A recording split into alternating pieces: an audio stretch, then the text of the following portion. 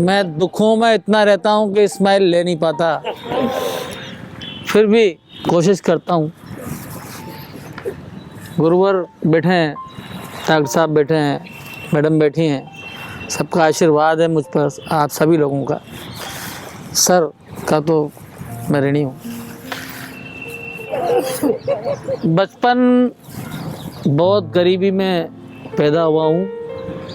Rampura फतेहगढ़ी satellite hospital की पैदाइश हूँ। 4 भाई थे हम, अभी भी हैं, छोटा ही छोटा मैं हूँ।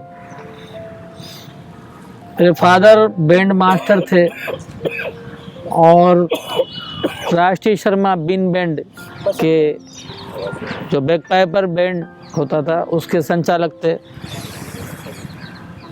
जब मैंने होश संभाला तब तक वो बैंड लगभग ख़त्म होने की कगार पे था, कारीगर वृद्ध हो गए थे और घर में रोज़ झगड़ा होता था। मेरी माँ को रोते हुए देखता था। अंततः मेरे फादर हमें छोड़ करके दुकान में ही रहने लगे और एक भाई भी हमारा उसमें रहने लगा। हमारी पढ़ाई अकलंक विद्यालय में, मैं 3री क्लास में पढ़ता था, सीधे समाध घाट स्कूल में आ गई, प्राइवेट से सरकारी में। खर्चा चलाना मुश्किल था। मेरे मामा जी Bajrang Lal ji compounder male nurse और मेरे नाना जी कथावाचक जो कि सत्यनारायण की कथा करते थे। मेरी माँ और मेरे बड़े भाई, 2 बड़े भाई, उन पर जिम्मेवारी आ गई। वो बाड़ी खोदते और मैं उनको पानी पिलाता, छोटा था, और सब्जियां बेचते। मेरी माँ कुर्सियां बुनती और उस समय बहुत कम पैसा मिलता था बेंत की कुर्सी बुनने का। ये कुर्सियां नहीं थी, बेंत की कुर्सी चलती थी। तो मेरी माँ रात भर जाग करके कुर्सियां बुनती और हमें पढ़ाने के लिए पूरा प्रयत्न करती और हम भी उसके देखते उसको। जब तो और बीमार भी रहा करती थी काफ़ी। मामा जी ने काफ़ी सपोर्ट किया हमें पढ़ाने में, लेकिन नाना जी ने तो पूरा अपना सर्वस्व दे दिया। उनके जब भी वो जो कथा करके आते थे तो वो अपनी जेब में 10 पैसे भी नहीं रखते थे, सब हमारी माँ को दे देते थे। हम चारों भाई पढ़ते रहे। अंततः मेरे नाना जी भी हुए, सब जानते हैं उनको, मोतीलाल जी सांप वाले। वो मेरे नाना जी के भाई थे, मौसी के लड़के थे। वो भी हमारे ही साथ रहते थे। डेली हमें कुशल से पूछने आते थे। मैं उन्हीं से, वो मुझे लोभ दिया करते थे कि एक छिपकली लाएगा तो चारा नहीं दूंगा। तो मैंने छिपकली पकड़ना शुरू कर दिया। जिंदा छिपकली खाता है सांप, मरी हुई तो खाता नहीं है।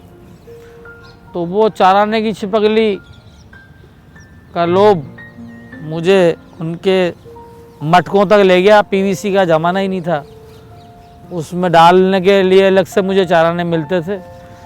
तो सांप पकड़ना, सांप देखना मेरे घर में शुरू से ही था, नॉर्मली बात थी।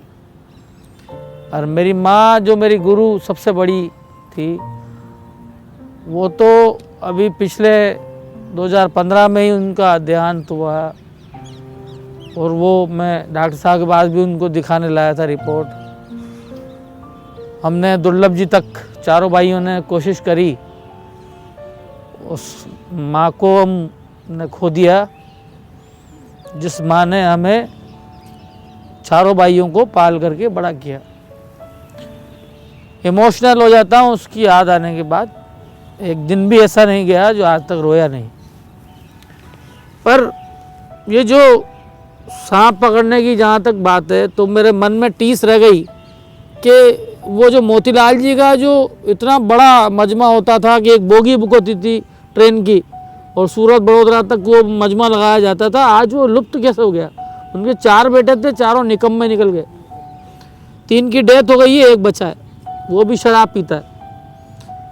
तो मुझे लगा, मैंने मौबिया साहब से मैं इंस्पायर हुआ, उनके लेखों से मैं इंस्पायर हुआ। पढ़ाई मैंने ग्रेजुएशन कर ली और सैनिटेशन का 1 साल का डिप्लोमा स्वास्थ्य निरीक्षक का मैं 89 में कराया। वहाँ पर सब जब कर ली तो मेरे को 25 साल पहले मेरे को मौबिया साहब ने बड़ी प्रेरणा दी उनके अखबारों के माध्यम से, पर मुझे उनका नंबर नहीं मिला। उस ज़माने में नंबर लैंडलाइन ही हुआ करते थे, या पर्सनल जाके मिलो, तो पर्सनल में मिल नहीं सका। एक दिन मुझे अचानक उनका नंबर मिल गया। शनिवार का दिन था, आज भी शनिवार, आज तो नहीं, आज तो रविवार है, शनिवार का दिन था। और मैंने उनको फ़ोन लगाया कि मुझे बिच्छू ने काटा है और मुझे कुछ हो नहीं जाए। तो उन्होंने मुझे पूरा बताया कि कल आप आ जाए, संडे है। मैंने कहा हमारे यहाँ बाड़ी में बहुत सांप निकलते हैं, तो बाड़ी में बहुत सांप निकलते हैं, तो उसकी भी उपाय बताया थोड़ा। तो हम संडे को चले गए, मैं गया, मेरा एक मित्र भी गया। उन्होंने हमें थोड़ा टेक्निक बताया कि इसको ऐसे कंट्रोल किया जा सकता है। वो तीसरे रोज़ में 3 सांप नॉन पॉइजनस और 1 कोबरा पकड़ के ले गया। तो उन्होंने कहा ये तो एंट्री मारने लायक है। तो उन्होंने दरवाज़ा खोला, उन्होंने कहा आप तो अंदर आ सकते हैं। आज तक मैंने जूलॉजी का मैं हेड ऑफ डिपार्टमेंट रहा और कोई छिपकली पकड़ के नहीं लाया। ये परसों तुम्हें सिखाया, आज 4 सांप तुम पकड़ लाए। तो ये बन सकता है। मैंने उनको बताया नहीं कि मैं मोतीलाल जी का दोहिता हूँ, अगर बता देता तो शायद वो सिखाते नहीं। तो मैंने उनसे छुपाया। वो फिर मैं उनके घर का सदस्य हूँ, आज भी हूँ और कल भी था। अभी उनका स्वास्थ्य ठीक नहीं रहता, पर फिर भी मैं रोज़ उनसे बात कर लेता हूँ। वो मेरे गुरु हैं। उनका मंत्र है कि उनका मंत्र मुझे याद है, मंत्र बहुत अच्छा है। Common sense is a sense which a most common and uncommon people. साधारणतया ज्ञान मनुष्य में बिल्कुल नहीं पाया जाता, सिर्फ विकसित किया जा सकता है। तो वो विकसित किया जा सकता है उस विकासशील जो मंत्र के द्वारा। मैंने पहलवानी बहुत करी है, भाई साहब जानते हैं, मेरे चारों भाई पहलवान हैं। और हमारी माँ 4 बजे उठा देती थी हमें पहलवानी करने के लिए। उस्ताद चौथमल जी का अखाड़ा हमारे से नज़दीक है, सीधे अखाड़े में जाते थे और स्विमिंग करना उसका पार्ट होता था। जाकर के हाथ लगा के वापस आना है चंबल में। तो स्विमर, अच्छे स्विमर बन गए, डाइवर बन गए। लोगों को निकाला करते, किसी को डूब जाते निकाल दिया। सबसे पहले बॉडी निकाली तो मैंने बहुत चाटे खाए मेरे मामा जी के हाथ। क्यों? क्योंकि बॉडी बीचों बीच थी, एक महिला की थी, मुस्लिम महिला थी जिसके हाथ बंधे हुए थे और वो फूली अवस्था में थी। तो मैं तैर के गया आधी नदी में, तो पुलिस वालों ने कहा ले आ। उनको तो चाहिए था कोई, तो मैं इधर से गया था, वो बॉडी उधर निकालनी थी। तो मैंने उसका हाथ पकड़ा, घसीटता हुआ ले गया। तो पहली बॉडी मैंने निकाली तो मेरे मामा जी और मेरी माँ मुझे देख रहे थे। तो उन्होंने आते ही मुझे बहुत पीटा। तो मैंने कहा मैंने क्या किया तो आप मुझे पीट रहे हैं? कि वो कुछ लग जाएगा, भूत जिन वगैरह। मैंने कहा ऐसा थोड़ी होता है, वो एक औरत है। मैंने निकाल दिया उसको। पर वो जो पिटाई थी उसने मुझे गोताखोर बना दिया। लगातार जो डूबता या बॉडी दिखाई देती, मैं बराबर संपर्क में रहता। 2002 में LP सिंह नामक एक चीफ फायर अधिकारी आए। उन्होंने एक विज्ञप्ति निकाली अखबार में कि अग्निशमन विभाग के अंदर स्वैच्छिक रूप से गोताखोरी करने वाले युवकों की आवश्यकता है। उसके पहले मैं कई लोगों को बचा चुका था नदी से, है ना। एक को तो मैंने सीवर के टैंक के अंदर कूद के निकाला, मैं पूरा सीवर में हो गया, पर अभी वो जिंदा है। शेविंग उसी से करा के आया हूँ। उस लड़के ने शेविंग करी है जिसको मैंने, इतना सा था, पूरा टैंक में गिर गया था। मैं एक सूअर के बच्चे को निकाल रहा था, वो ची ची ची चिल्ला रहा था। जीवों के प्रति दया मेरे पता नहीं अंदर क्या है। ऐसा कुछ देखता हूँ तो कुछ होने लगता है अपने आप। तो वो सूअर के बच्चे को चिल्लाहट मुझे देखी नहीं जा रही थी और बच्चा आया और उसमें गिर गया। तो सूअर को तो मैंने छोड़ा, मैंने उसको अंदर डाल दी छलांग। बड़ा टैंक था और उसको निकाला और उसको सीधे नल के नीचे ले गया। मैं भी नहाया, वो भी नहाया, जिंदा निकल गया। अभी भी जिंदा निकाल के आ रहे हैं। तब भी जिंदा निकालते थे, अब भी जिंदा निकालते हैं। सन 2009 में काउंटिंग करी थी तो 1000 डेड बॉडी मेरे नाम थी। वो अभी 16 है, मैंने काउंटिंग नहीं करी कभी। काउंटिंग करके क्या कर लेंगे, निकालना तो रोज़ है। अभी आपने देखा है पिछले हफ्ते बराबर नॉन स्टॉप, आज भी लगातार। तो गोताखोरी का जो प्रशिक्षण है वो मैं जानना चाहता था नीचे जाकर करके, और वो बॉडी को रिकवर जल्दी कैसे किया जाए, राहत दी जाए। 3-3 4-4 दिन लोग बैठे रहते हैं, रोते रहते हैं, उनके अभिभावक वो सुसाइड कर लेते हैं। तो उसमें मेरी मदद जब हुई कि हैंगिंग ब्रिज टूटा। हैंगिंग ब्रिज जब टूटा तो मुझे डायरेक्ट एरोप्लेन टाइप, मुझे और चंगेज़ खान एक लड़का है, दोनों को आरएससी की बोट में बिठा के ड्रॉप कर दिया वहाँ। यही दिसंबर का महीना था। 6 बजे मैं गया, जाके वहाँ देखा वो बीभत्स दृश्य, जगह जगह से रिंगटोन की आवाज़ें आ रही है, पूरा पायलॉन टूटा पड़ा है। हमने रात को ही काम चालू कर दिया, एक को जिंदा निकाला हाथ के हाथ, और एक डेड बॉडी मैंने रिकवर करी। जिंदा है वो, उसमें फंसे हुए थे गोल एक रिंग के अंदर। तो उसके बाद हमारी टीम, एक टीम पीछे से आई, आपने तो शायद पूरे लीड करी है उस सब समय। तो 2 रोज तक मैं खाली बैठा रहा, पर मेरा जो दिमाग के अंदर आइडिया होता है, शायद मेरे को नहीं लगता, थोड़ा अलग है। इसमें खोज करनी पड़ेगी। खोज इसलिए करनी पड़ेगी कि मैंने शुरू दिन ही डेड बॉडी को देख लिया था, और इतनी सी जगह में से देख लिया था, पर मैं उनको निकाल नहीं पा रहा था। क्यों? क्योंकि वहाँ सेना और रेल और पता नहीं कौन कौन सी कंपनीज काम कर रही थी, और मैं अकेला 10 लोगों की टीम के साथ, नगर निगम अग्निशमन विभाग, कौन पूछे, न ड्रेस न कोट न क्या, न चप्पल न जूते। गर्मी में, सर्दी में गर्म तालाव तापते हुए मुझे खींच आ रही थी उन लोगों पे जो लोग सिर्फ मलबा हटा रहे थे। मैं उन लोगों को देख के आ चुका था जहाँ आदमी दबे पड़े थे नीचे नीचे रेंग के। रात को मैंने उनकी रिंगटोन सुन करके उन पर निशान लगा दिए थे कि इधर आदमी है, क्योंकि वो जो मोबाइल की रिंगटोन्स हैं, एक बैटरी बैकअप ख़त्म हो गया फिर नहीं आई, तो मेरा निशान तो ठीक है। तो उस निशान की दिशा में आगे बढ़ते हुए मैंने उनको खोजा। तो वहाँ पर मिलिट्री में एक सरदार जी लीड कर रहे थे। मैंने उनको बोला, मैंने कहा सर आप यहाँ क्या कर रहे हैं? मेरी खींच बढ़ गई, इतना बढ़ गई कि मैं उनको बोलना पड़ा मुझे। तो उन्होंने कहा क्यों, क्या हुआ? मैंने कहा बॉडी तो उधर है, आप यहाँ पर अगर इतनी दूर काम करेंगे तो उसको कब निकालेंगे? वो पूरी डिस्पोज हो जाएगी।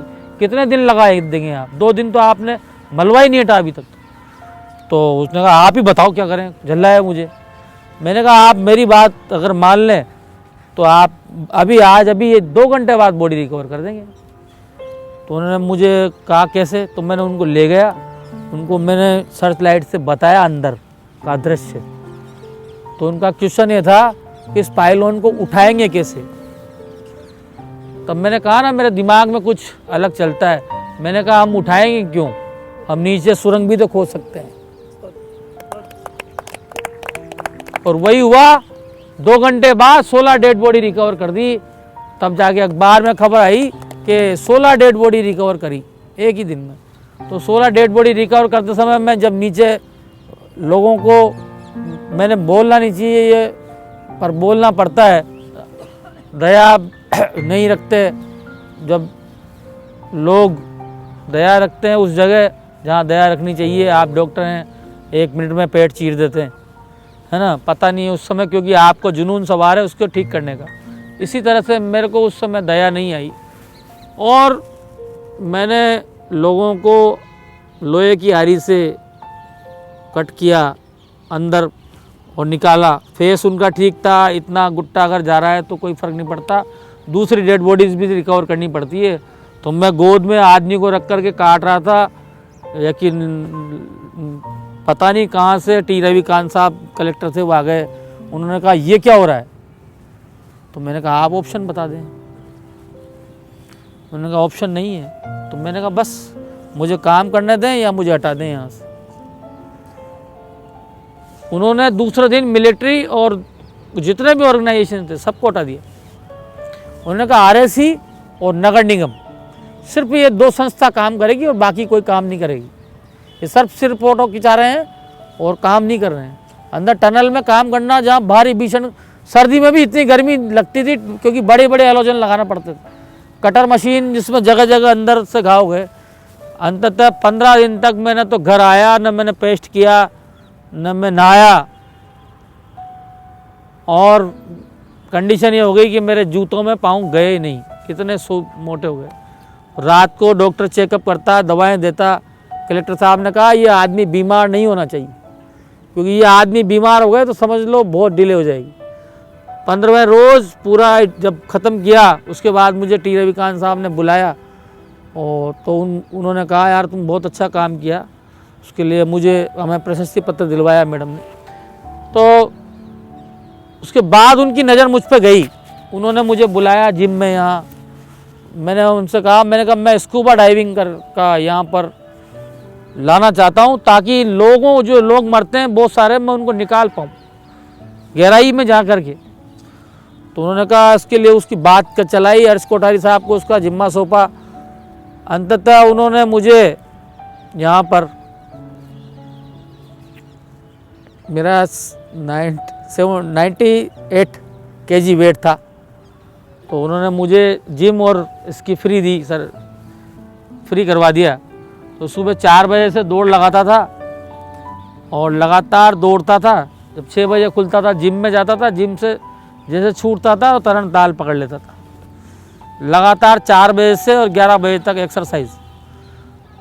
74 kg वेट करके मैं जब वहाँ गया और 3 मिनट 13 सेकेंड अंडर वाटर जब मैंने सांस रोकी तो इंस्ट्रक्टर घबरा गया, सख्ते में आ गया कि 3 मिनट अंदर पानी में, वो भी प्रेशर के अंदर सांस रोकना, ये तो ऑलरेडी डाइवर है। तो बेसिक कोर्स तो उन्होंने करा दिया। उसके बाद फिर मैंने 2010 और 11 दोनों में मैं बराबर उसको फॉलो करता रहा। मुझे तो 145-50 की सीमा छूनी थी नीचे, तो मैं डाइवर कैसे हो सकता हूँ 60 फीट के अंदर। तो मैंने 150 की सीमा के लिए, उसने कहा इसके लिए तो आपको उसका कोर्स करना पड़ेगा, लाइसेंस लेना पड़ेगा। 6 माह तक मैंने वहाँ पर अपने खुद के पैसों से, मेरी माँ ने अरेंज करे, कहाँ से करे वो बेहतर जानती है, मेरे पास नहीं है अभी वो। 6 महीने तक उसने मेरा वेट भी किया और मुझे बराबर बात भी करती रही, मोटिवेट भी करती रही। और 6 माह तक मेरा कड़ा प्रशिक्षण हुआ। सुबह 5 बजे से वो मुझे लगाते थे और रात के 8 बजे छोड़ते थे। खाना एक टाइम खाना पड़ता था। पानी अपने बोतल रखो बैग में तो ठीक है, वरना पानी नहीं मिलेगा। और 24 सिलेंडर भरो। वो तो उन्होंने जब इतना ज़्यादा काम कर दिया तो उन्होंने मुझे 6 महीने की जगह 4 महीने में लाइसेंस प्रोवाइड कर दिया कि ये व्यक्ति तो ऑलरेडी डाइवर है और ब्लैक वाटर डाइवर है। यहाँ तो पानी में कुछ दिखता ही नहीं है, वहाँ तो दिखता है। मैं जब भी जाता कोई ना कोई चीज़ उठा के लेके आता उनके लिए। तो कहते यार तू ये ढूंढने जाता है कि, मैंने कहा सर ये दिखती है ना यहाँ पे, वहाँ तो हमें दिखता ही नहीं कुछ। कभी वेट बेल्ट लेके आता, कभी स्नॉर्कल लेके आता, कभी गोगल लेके आता। BCD तक खो देते हैं लोग नीचे, सिलेंडर डाल देते हैं नीचे। तो मैं तो यहाँ का गांव का जो अखाड़ेबाज और शहर में चल जाए तो धूम मचा दे, तो गांव वाला गया वहाँ, मुझे कुछ दिखता नहीं। यहाँ मैं डाइविंग करता रहा बरसों तक, है ना। अंडर वाटर वो भी मेरे 3 बार कान फट चुके, 3 बार कान पंचर हो चुके, उनमें से खून आ गया। 8-8 महीने लगते हैं कान ठीक होने में। अभी इक्वल है, ठीक है, अभी मैंने बच्चे निकाले। तो डाइविंग और सांप पकड़ना, फिर मुझे लगा कि मैं तो कर रहा हूँ, मेरे पीछे क्या होगा। तो मैंने मैडम से कहा तो और पोस्टें 10 लोग और रखे गए। अभी मेरे पास प्रेजेंट टाइम में 18 से 20 गोताखोर हैं जो टोटल रेस्क्यू कर रहे हैं। वो सांप भी पकड़ रहे हैं, वो आग भी बुझा रहे हैं, उनमें डिप्लोमा कर रखा है। स्कूबा डाइविंग के लिए 4 लोग मैंने प्रशिक्षित कर दिए। सांप पकड़ना, पागल सांड पकड़ना भी आता है आजकल, पागल सांड भी पकड़ लेते हैं। और मगरमच्छ के लिए तो अभी ये उंगली मेरी ठीक नहीं हुई है, कट कर दी है। 7 बार कोबरा बाइट हुआ। मेरी माँ ने कभी नहीं कहा कि तू सांप पकड़ना छोड़ दे। क्यों? वो मेरी गुरु है ना, वो कैसे कह सकती है?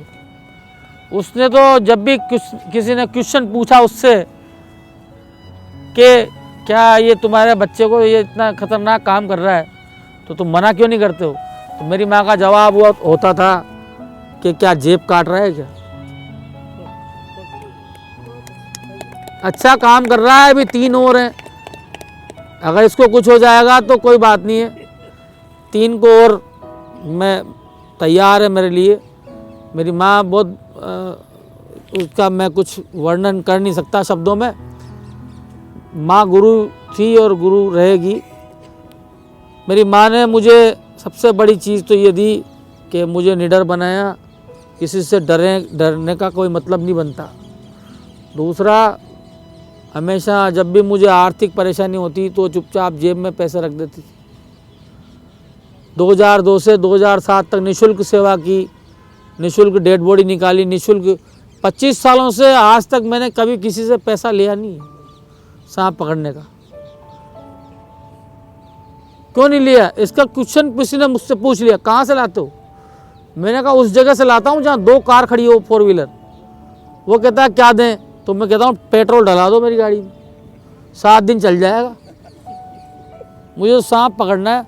सांप पकड़ने के काहे के पैसे? पेट्रोल से चलती गाड़ी, पेट्रोल जब मेरे पास होगा तो सांप मैं पकड़ लूँगा। तो ऐसे करते करते 25 साल सरका दिए मैंने, और 25वां साल शायद हो गया।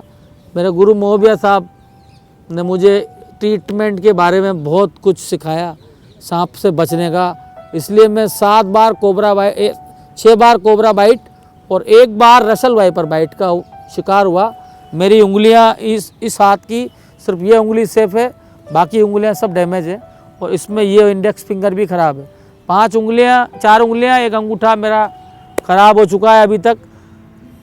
बट उस इलाज के दम पर जो ट्रीटमेंट उन्होंने मुझे सिखाया और उन्होंने किया, उन्होंने मुझे बचाया। एक बार तो वेंटिलेटर से वापस आ गया मैं सन 2002 में। ये छोटी उंगली मेरी बहुत डैमेज हो गई और कोबरा ने बहुत ज़्यादा बाइट किया, जहर बहुत ज़्यादा डाल दिया, पर फिर भी बच गया।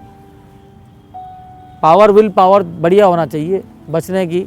डेड बॉडी के साथ नीचे जद्दोजहद करता रहता हूँ अकेला, और वो भी मुझे देखता है, मैं भी उसे देखता हूँ। मज़ा तब आता है कि उसको देख करके उसको बांध लेता हूँ अच्छी तरह से, और मुझे पता ही नहीं होता कि मैं क्या कर रहा हूँ। वो बहुत डरावना दृश्य होता है लोगों के लिए तो, पर मेरे लिए नहीं होता। मेरे लिए रोज़ की बात है। मेरे गोताखोर भी ऐसे ही हो गए।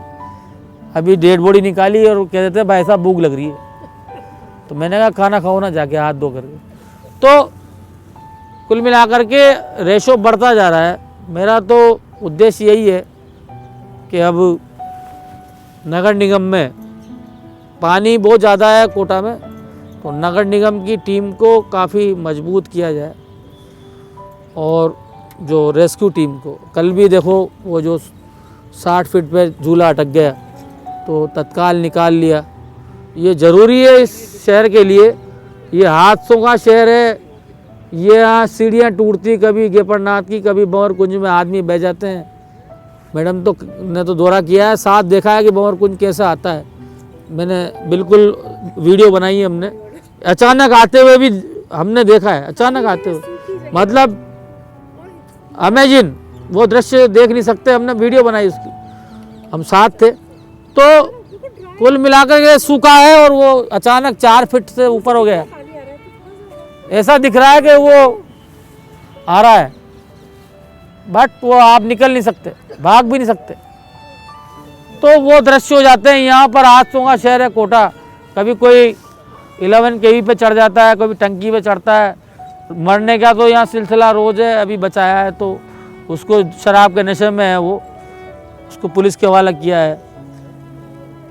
आज मैंने ब्राह्मण के घर में जन्म लिया, तो जाहिर है कि रामायण और गीता तो मेरे खून में ही है। और भी मैंने ग्रंथ पढ़े, सिर्फ गुरु ग्रंथ साहब मुझे अवेलेबल नहीं हो पाया, वो अवेलेबल नहीं हो पाया और मैं उस तरह से टाइम नहीं दे पाया।